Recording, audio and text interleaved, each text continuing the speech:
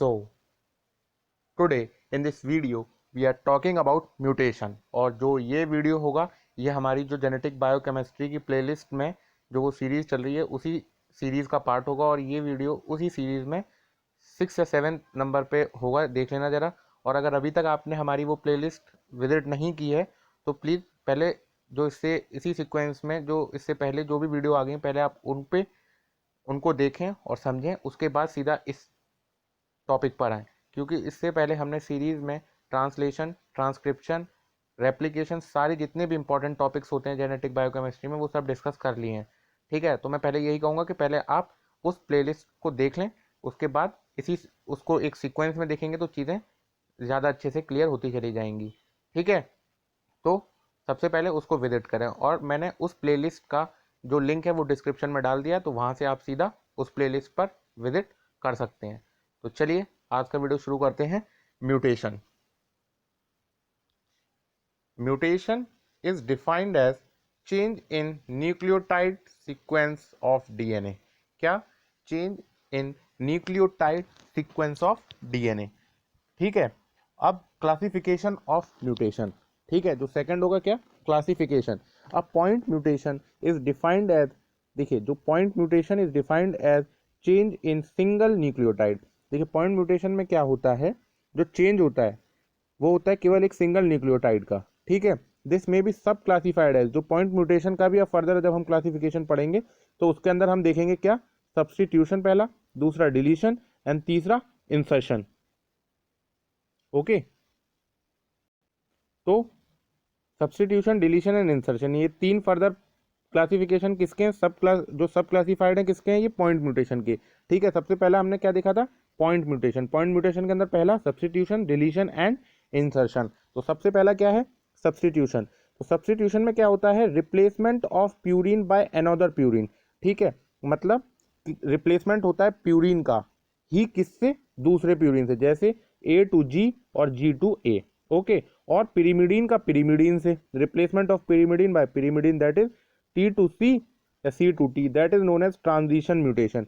ठीक है, इसी को हम क्या कह देते हैं? Transition mutation. सबसे पहले हम सब्स्टिट्यूशन पढ़ रहे हैं और उसके भी फर्दर में क्या पढ़ा हमने? Transition mutation. नेक्स्ट क्या है? If purine is change into pyrimidine, तो जैसे एडिनिन टू साइटोसिन और pyrimidine to purine, that is thymine to guanosine, तो इसको हम क्या कह देते हैं? Transversion mutation. क्या? Transversion mutation. तो अभी हमने क्या क्या देख लिया? ट्रांजिशन म्यूटेशन और ट्रांसवर्जन म्यूटेशन। ये दोनों किसके थे? सब्स्टिट्यूशन। अगर सेम का सेम से हो रहा है रिप्लेसमेंट, अगर प्यूरिन प्यूरिन से ही रिप्लेस कर रहा है तो क्या? ट्रांजिशन। पिरीमिडीन पिरीमिडीन से ही कर रहा है तो भी ट्रांजिशन। लेकिन अगर प्यूरिन पिरीमिडीन से कर रहा है या फिर पिरीमिडीन प्यूरिन से कर रहा है तो क्या होगा? ट्रांसवर्जन। ठीक है, तो ये कितना अभी हमने किसके बारे में देख लिया है? ये सब्स्टिट्यूशन। अब उसके बाद क्या देखना है? The point mutation present in DNA is transcribed and translated so that the defective gene produces an abnormal protein।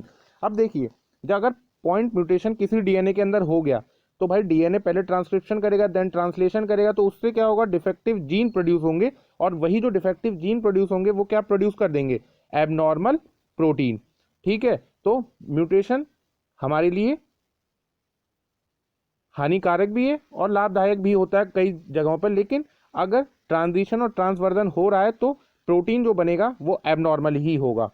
ठीक है, तो इसीलिए ये पॉइंट यहाँ पे मेंशन किया गया है। If point mutation present in DNA is transcribed and translated so that the defective gene produces N abnormal protein. तो चलिए अब अगला देख लेते हैं, कौन सा? डिलीशन। सबसे पहले हमने भी क्या देखा था? सब्स्टिट्यूशन। तो चलिए अब डिलीशन को भी डिस्कस करते हैं। सेकंड है डिलीशन। डिलीशन में भी सब क्लासिफाइड इनटू, जैसे देखिए सब्स्टिट्यूशन में मैंने दो बताए थे, ट्रांजिशन एंड ट्रांसवर्सन, तो उसी तरीके से डिलीशन में क्या होता है? Large gene deletion, deletion of codon, या फिर डिलीशन ऑफ सिंगल बेस। या तो देखिए कोई एक बेस का डिलीशन हो जाए, या किसी कोडोन का हो जाए, या फिर लार्ज जीन का डिलीशन हो जाए। तो डिलीशन भी तीन तरीके से सब क्लासिफाइड गया है, किसी लार्ज जीन का, या कोडोन का, या सिंगल बेस का। और थर्ड एंड लास्ट क्या था? इंसर्शन। इंसर्शन का मतलब ही क्या होता है? एडिशन और एक्सपेंशन। मतलब इंसर्शन मतलब किसी चीज, मतलब कोई चीज आके इंसर्ट कर जाए, ऐड हो जाए, एक्सपेंड कर दे किसी चीज को। इट इज सब क्लासिफाइड इनटू, देखिए हमने ज्यादा इसको वो नहीं किया है, केवल इसको क्लासिफाई किया है। ठीक है, सबसे पहले हमने पॉइंट म्यूटेशन देखा, पॉइंट म्यूटेशन के अंदर देखा substitution, deletion and insertion. Substitution के अंदर दो देखिए, ट्रांसवर्शन एंड ट्रांजिशन, और डिलीशन के अंदर हमने तीन देखिए, डिलीशन किसी लार्ज जीन का हो जाए या किसी कोडोन का हो जाए या फिर किसी सिंगल बेस का हो जाए, ठीक है। उसके बाद अब हम इंसर्शन देख रहे हैं, तो इंसर्शन का हमने आपको मतलब बता दिया। अब उसके बाद जो इंसर्शन होता है या तो किसी सिंगल बेस का इंसर्शन हो जाए या एडिशन, वही देखिए इंसर्शन मतलब addition, leading to frame shift effect, ठीक है। अगर कोई सिंगल बेस आके ऐड कर जा रहा है तो it leads to frame shift effect. तीसरा क्या, सॉरी दूसरा दूसरा होगा tri nucleotide expansion. Tri nucleotide जो होते हैं, ठीक है, उनका एक्सपेंशन, या फिर डुप्लीकेशन भी एक तरीके का एडिशन और इंसर्शन ही होता है, ठीक है। तो हमने ये तीनों भी डिस्कस कर लिया। अब हमें क्या देखना है, इफेक्ट ऑफ म्यूटेशन, कि अगर म्यूटेशन हो जा रहा है तो इसके क्या क्या इफेक्ट्स होते हैं, ठीक है। तो चलिए अब डिस्कस करते हैं इफेक्ट। सबसे पहला क्या है, साइलेंट म्यूटेशन। क्या है, साइलेंट म्यूटेशन।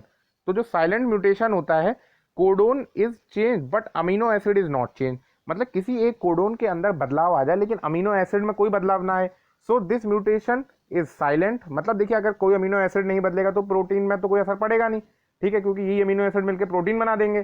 तो क्योंकि कोडोन के अंदर बदलाव हो रहा है लेकिन अमीनो एसिड में कोई बदलाव नहीं हो रहा है, तो this mutation is silent and has no effect. अब अगला क्या है, missense but acceptable mutation, मतलब इनका कोई मिस सेंस है, कोई सेंस नहीं, बट एक्सेप्टेबल है। चलिए थोड़ा नीचे चलते हैं।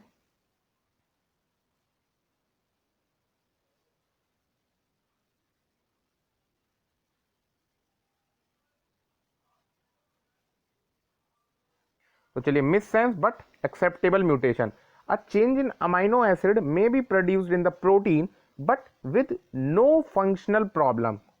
कोई वो नहीं है, ठीक है, कोई भी चेंज हो जाए अमाइनो एसिड में, may be produce in the protein but with no functional problem, ठीक है। मतलब चेंज हो सकता है अमाइनो एसिड में, और वो अगर चेंज अमाइनो एसिड में तो हो सकता है कि प्रोड्यूस करे वो प्रोटीन, वो प्रोड्यूस कर दे बट नो फंक्शनल, मतलब उसके फंक्शन में कोई प्रॉब्लम ना हो, ठीक है।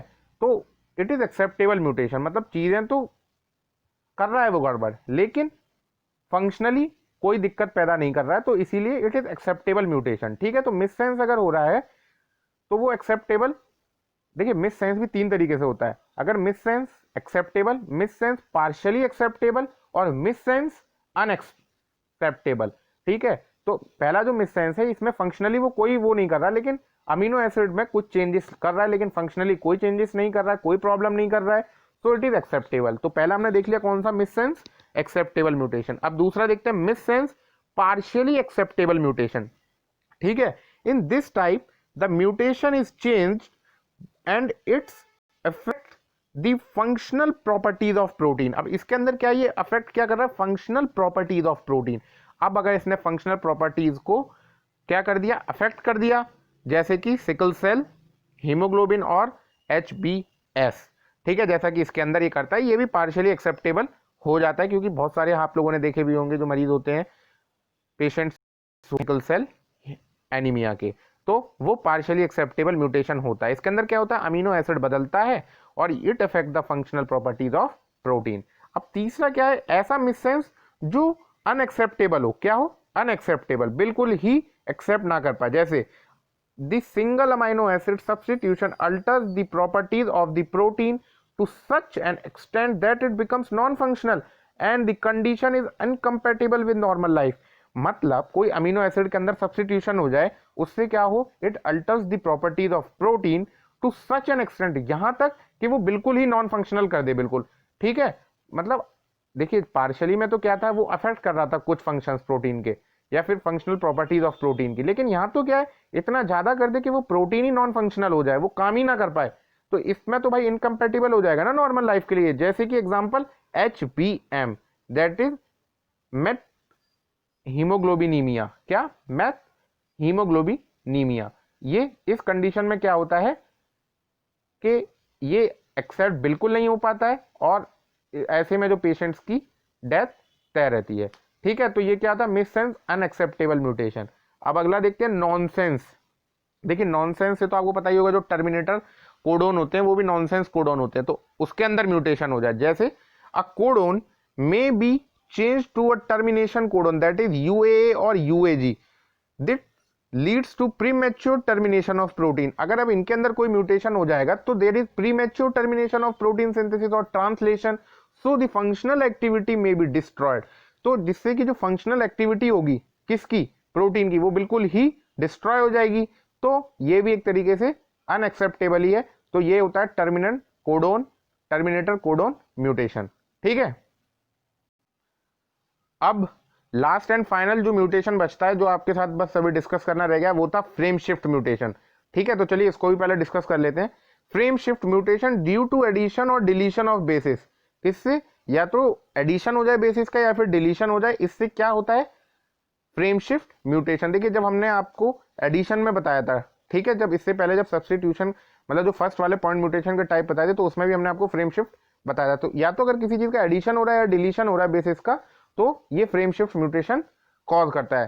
From that point onward the reading frame shift, जो रीडिंग होती है वो शिफ्ट होती चली जाती है। इन दिस डिलीशन और addition of bases changes all the triplet codon thereafter. अब भाई अगर 3 ट्रिपलेट होते हैं कोडोन, तो अगर बीच में कोई और चीज कोई और बेस आके या तो ऐड हो जाए या फिर डिलीट हो जाए वहां से, तो जो पूरा का पूरा जो सीक्वेंस होगा, जो रीडिंग फ्रेम शिफ्ट होगी, वो डिस्टर्ब हो जाएगी। Therefore, a useless protein or no protein is produced।